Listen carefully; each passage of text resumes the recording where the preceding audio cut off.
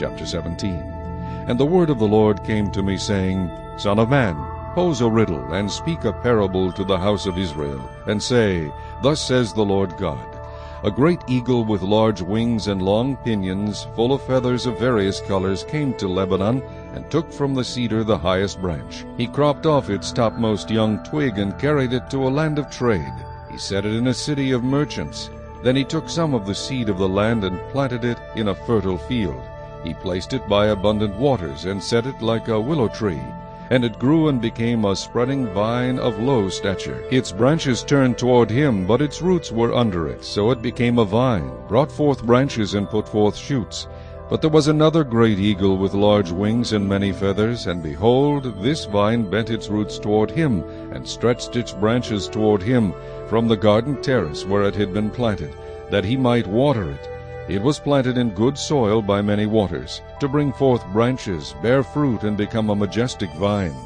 Say, Thus says the Lord God, Will it thrive? Will he not pull up its roots, cut off its fruit, and leave it to wither? All of its spring leaves will wither, and no great power or many people will be needed to pluck it up by its roots.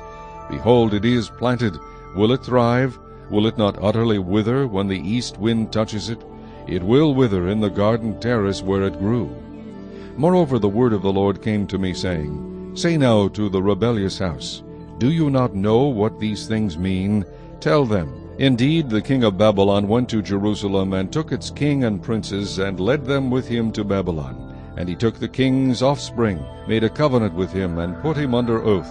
He also took away the mighty of the land, that the kingdom might be brought low, and not lift itself up, but that by keeping his covenant it might stand.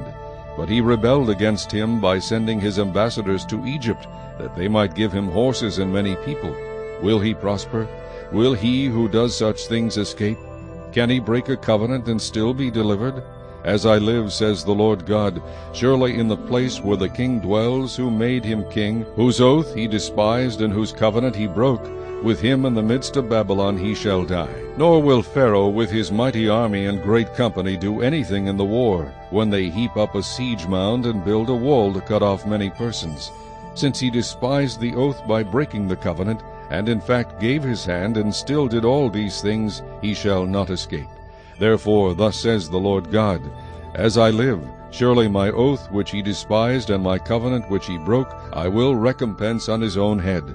I will spread my net over him, and he shall be taken in my snare. I will bring him to Babylon, and try him there for the treason which he committed against me. All his fugitives with all his troops shall fall by the sword, and those who remain shall be scattered to every wind, and you shall know that I, the Lord, have spoken.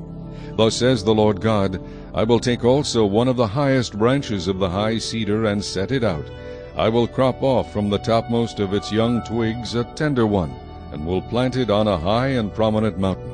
On the mountain height of Israel I will plant it, and it will bring forth boughs, and bear fruit, and be a majestic cedar. Under it will dwell birds of every sort, in the shadow of its branches they will dwell. And all the trees of the field shall know that I, the Lord, have brought down the high tree, and exalted the low tree, dried up the green tree, and made the dry tree flourish. I, the Lord, have spoken and have done it.